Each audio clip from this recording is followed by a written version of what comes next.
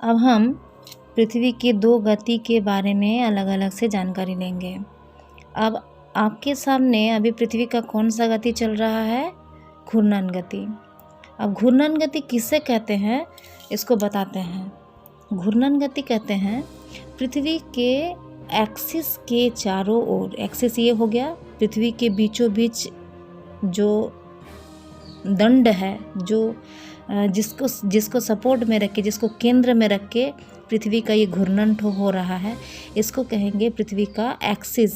ये एक्सिस के चारों ओर पृथ्वी का एक निर्दिष्ट दिशा में, कौन सी दिशा? पश्चिम से पूरब की ओर, पश्चिम से पूरब की ओर एक निर्दिष्ट दिशा में एक निर्दिष्ट समय कितना लगता है? 56 मिनट।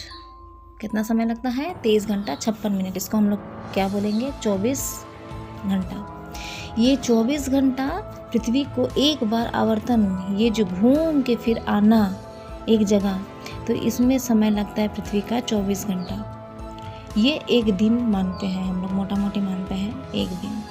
तो इसके कारण हम लोग को क्या दिखने को मिलता है, इसके फलस्वरूप क्या क्या होता है, इसका जानकारी हम लोग लेंगे। पहले हम लोग देख लेते हैं कि पृथ्वी का ये जो घूर्णन है, पृथ्वी का जो ये आवर्तन है, ये किस जगह पे आपको ज़्यादा दिख रहा है, किस जगह पे कम है। अब इसको बताने से पूर्व पृथ्वी को हम 3 हिस्से में बांट लेते हैं।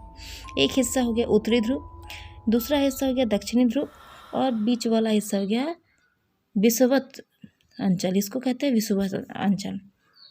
आपको आपात दृष्टि से क्या दिख रहा है, किस जगह पे मूवमेंट ज़्यादा है? हाँ, बिल्कुल सही सोचा आपने। इस जगह पे मूवमेंट बहुत कम है, इस जगह पे भी मूवमेंट बहुत कम है। सबसे ज़्यादा मूवमेंट है ये विषुवत अंचल में। क्यों जानते हैं? क्योंकि पृथ्वी के इस आकार, ये आकार के कारण, ये तो आपको मोटा मोटी नहीं पूरा गोल दिख रहा है। हम बताएं दें कि पृथ्वी का आकार कैसा है। ये पेट उसका फूला हुआ है, और उत्तरी ध्रुव और दक्षिणी ध्रुव थोड़ा दब गया है। हम बताए थे किस लिए दब गया है, तो पेट उसका फूला हुआ है। तो ये जो हम लोग आकृति दिख रहा है हम लोग, हाँ, ये आकृति, पृथ्वी का जो आकृति है, ये कुछ इस प्रकार है, नारंगी की तरह। तो ये जो पृथ्वी का हम लोग अभी देख रहे हैं मूवमेंट, इसका मूवमेंट सबसे ज़्यादा होता है कहाँ पे? उत्तरी ध्रुव एवं दक्षिणी ध्रुव में बहुत कम, और बीच में ये विषुवत अंचल में ज़्यादा होता है। क्यों जानते हैं? क्योंकि हम बताएं कि पृथ्वी का आकार के कारण यहाँ, और घूर्णन के कारण, ये पृथ्वी का घूर्णन यहाँ पे ज़्यादा हो रहा है। एक बॉल को अपने हाथ में लेके दोनों हिस्से को पकड़ के, दोनों उंगली से पकड़ के बीच में घुमाइएगा, या तो ग्लोब को घुमा के देखिएगा कि सबसे ज़्यादा मूवमेंट ग्लोब के बीच वाले हिस्से में, यानी कि विषुवत जहाँ पे है रेखा, वहाँ पे होता है। क्यों? क्योंकि यहाँ पे पृथ्वी का परिधि जो है सबसे ज़्यादा है। 40,000 किलोमीटर है यहाँ पृथ्वी का परिधि, 40,000 किलोमीटर है यहाँ पृथ्वी का परिधि। तो इस जगह को एक बार इसका यहाँ पे पृथ्वी का वेग हो जाता है, यहाँ घूमने का ताकत क्या हो जाता है? 1700 किलोमीटर पर आवर। ये 40,000 किलोमीटर परिधि किस रेशियो से घूमता है? 1700 किलोमीटर पर आवर के रेशियो से घूमता है। फिर उसके बाद हम लोग जैसे ही इससे हम इस विषुवत अंचल से हम लोग जैसे ही ऊपर की ओर बढ़ेंगे या नीचे की ओर बढ़ेंगे, हमारी जो गति है ये घटती जाएगी। घटते घटते घटते घटते जब हम लोग उत्तरी ध्रुव और दक्षिणी ध्रुव में पहुंचेंगे, तो हम लोग का जो गति है एकदम प्राय खत्म होने के बराबर होता है। ठीक है, तो हम लोग मोटा मोटी समझ गए कि आवर्तन जो है, पृथ्वी का आवर्तन सब जगह पे इक्वल नहीं है, बीच में सबसे ज़्यादा है, क्योंकि यहाँ पे परिधि सबसे ज़्यादा है। और यहाँ जितना भी हम लोग ऊपर जाएंगे तो परिधि इसका छोटा होते जाएगा इस जगह पे, और एकदम जाके जब हम लोग ध्रुव में पहुँचेंगे तो एकदम बिंदु, वहाँ का परिधि हो जाता है बिंदु की तरह। तो वहाँ उस जगह पे मूवमेंट बहुत कम होता है। अब हम लोग देखेंगे पृथ्वी का जो दो गति है, इसके कारण क्या क्या होता है। एक गति तो हम लोग अभी पढ़ रहे हैं घूर्णन। इस घूर्णन गति के कारण पृथ्वी में क्या क्या देखने को मिलता है। एक नंबर होता है पृथ्वी में सब जगह पे दिन और रात्रि होता है। अब हम बताते हैं कैसे दिन और रात्रि होता है। अब इसके लिए थोड़ा सा हमको इस पिक्चर पे जाना होगा। हाँ देखिए, ये हो गया हमारे सूरज, ये सूरज है। अब सूरज के चारों ओर घूम रहा है कौन? पृथ्वी। देखिए अब पृथ्वी का जो हिस्सा सूरज के सामने आ रहा है आवर्तन के समय, उस हिस्से में दिन होगा। और देखिए यहाँ पृथ्वी के सामने ये हिस्सा आ रहा है तो ये दिन हो गया, और उसके पीछे वाला हिस्से में क्या होगा? रात होगा। तो पृथ्वी तो घूमते ही रहा है, अपने अक्ष के चारों ओर घूम ही रहा है। तो प्रत्येक जगह एक ना एक बार सूर्य के सामने आता है, और प्रत्येक जगह पे एक बार दिन और एक बार रात होते रहता है। तो ये पृथ्वी के, इसको हम समझाने के लिए आप लोग एक काम कीजिएगा, एक ठो ग्लोब ले लीजिएगा, एगो मोमबत्ती लीजिएगा, मोमबत्ती को जलाइएगा, और जलाने के बाद मोमबत्ती को ग्लोब के सामने रखिएगा और धीरे धीरे ग्लोब को घुमाइएगा। तो आपको दिखेगा कि मोमबत्ती के सामने जिस हिस्सा ग्लोब का पड़ रहा है वह दिन हो रहा है, और मोमबत्ती के पीछे जो हिस्से में मोमबत्ती का लाइट नहीं पहुंच रहा है वहाँ रात्रि होता है। ठीक एकदम पृथ्वी का भी वही दिन और रात्रि होता है। एक नंबर हो गया, पृथ्वी में दिन और रात्रि होता है। अब हम बताते हैं पृथ्वी में ज्वार भाटा होता है, वो क्या है। हम लोग जानते हैं कि पृथ्वी का अपना एक गुरुत्वाकर्षण है, चंद्रमा का ठीक उसी प्रकार गुरुत्वाकर्षण है, और सूरज का उसका भी गुरुत्वाकर्षण है। सूरज का भी अपना गुरुत्वाकर्षण है। अब हम बताते हैं आप लोगों को कि ये पृथ्वी का, आप जो ब्लू कलर का हिस्सा देख रहे हैं, ये क्या है? पृथ्वी में स्थित तीन हिस्सा पानी है। अभी भी पृथ्वी में 3 हिस्सा समुंदर है, पानी है। तो इस पानी को चंद्रमा अपना गुरुत्वाकर्षण के कारण पृथ्वी के पानी को खींचता है, सूरज भी खींचता है, लेकिन चंद्रमा के तुलना में सूरज का खिंचाव तो कम होता है, क्योंकि सूरज दूर है और चंद्रमा देखिए एकदम लग रहा है ना, एकदम सामने है, पृथ्वी के सामने है। तो पृथ्वी के सामने रहने के कारण चंद्रमा जो है पृथ्वी के पानी को ज़्यादा खींचता है, और पृथ्वी का पानी को जब मान लीजिए अभी यहाँ पे मेरा चंद्रमा दिख रहा है, तो चंद्रमा के सामने ये जगह है, तो इस जगह के पानी को पूरा खींचता है, तो इधर का पानी भी खींच लेता है, इधर का पानी भी खींच लेता है। तो ये जगह का पानी घट जाता है, इस जगह जो है फूल जाता है पानी, चंद्रमा के खिंचाव के कारण इस जगह का पानी फूल जाता है, और इस जगह पे जो है यहाँ आप जहाँ भी लीजिएगा, यहाँ का पानी को सबको खींच लेता है और खींच के यहाँ का पानी को फुला देता है।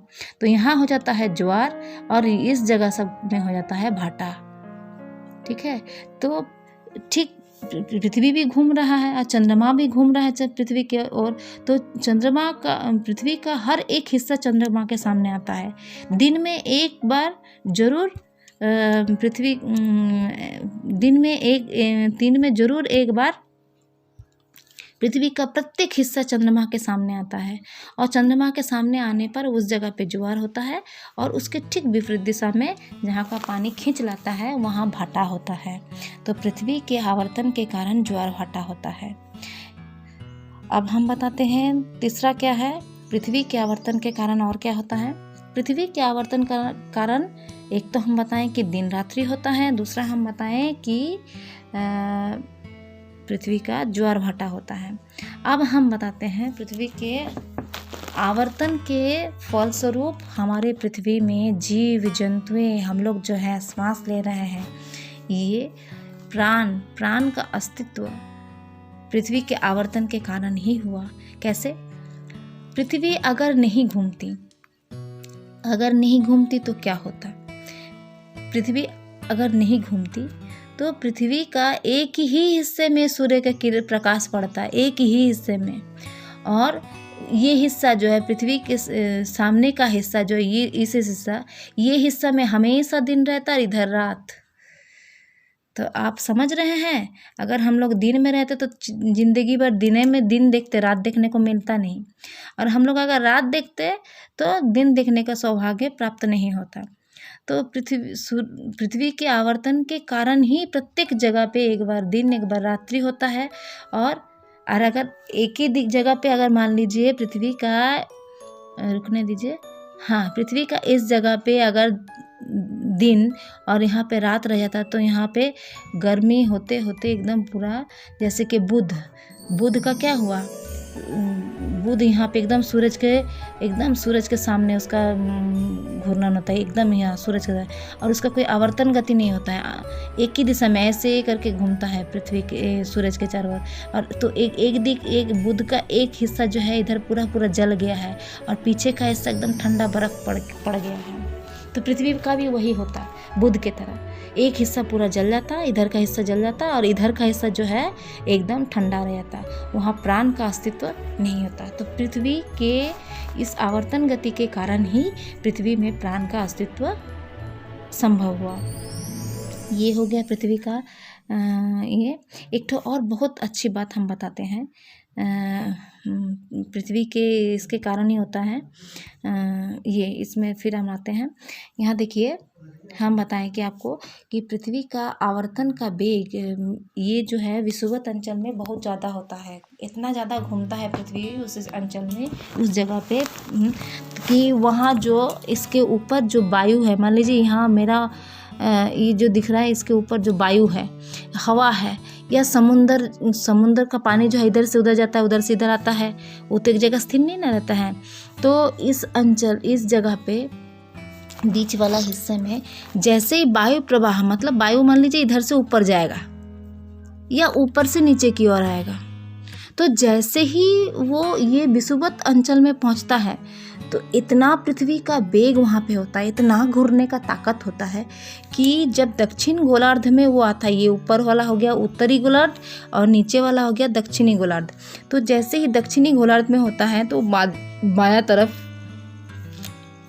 ये हवा जो है ना, हवा जो है वो ऐसे करके ऊपर से नीचे की ओर दक्षिणी ध्रुव में जैसे आता है वो सीधा नहीं आ पाता है, टेढ़ा हो जाता है। या दक्षिणी ध्रुव से जब उत्तरी ध्रुव की तरफ जाता है तो ऐसे जाता है, फिर टेढ़ा हो जाता है। तो किस लिए होता है? क्योंकि यहाँ आवर्तन, पृथ्वी का आवर्तन बहुत ज़्यादा होता है। ठीक वायु के जैसा समुद्र स्रोत, ये समुद्र दिख रहा है आपको, ये समुद्र का पानी भी जैसे ही यहाँ से बह के नीचे की तरफ आता है तो टेढ़ा हो जाता है, सीधा नहीं आ पाता है, इधर टेढ़ा हो जाता है। और फिर नीचे की तरफ से अगर ऊपर बहता है पानी तो इधर उधर टेढ़ा हो जाता है। तो ये जो है ये भी पृथ्वी के आवर्तन के कारण ही होता है। तो आप लोग नोट्स जब बनाइएगा तो लिखिएगा कि पृथ्वी का आवर्तन गति किसे कहते हैं और पृथ्वी का आवर्तन गति के कारण क्या क्या होता है। क्या क्या होता है? एक नंबर दिन रात्रि होता है, दूसरा नंबर ज्वार भाटा होता है, तीसरा नंबर वायु प्रवाह और समुद्री जो स्रोत है उसका गति का जो है गति प्रवाह विक्षेपित हो जाता है। और एक ठो बताएं कि पृथ्वी में प्राण का अस्तित्व होता है।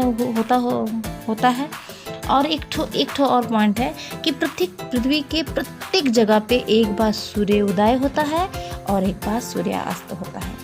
पृथ्वी के प्रत्येक जगह पे, मान लीजिए अभी मेरे सामने ये है तो यहाँ सूर्योदय होगा, फिर पृथ्वी जैसे घूम जाएगा तो यहाँ सूर्यास्त भी होगा, फिर इस जगह पे होगा, फिर कोई भी जगह आप ले लीजिए पृथ्वी के ऊपर कोई भी जगह लीजिए, इस सब जगह पे एक बार सूर्योदय और सूर्यास्त जरूर होगा। एक बार आप लोग वो मोमबत्ती वाला करके देखिए कि पृथ्वी का हर एक जगह पे एक बार उजाला जरूर आएगा और एक बार अंधियारा जरूर आएगा। तो ये हो गया पृथ्वी का घूर्णन गति, आवर्तन गति। इसके संबंध में क्वेश्चन छोटा छोटा बहुत सारा क्वेश्चन होगा, आप लोग अभी इसको पढ़ के रखिए।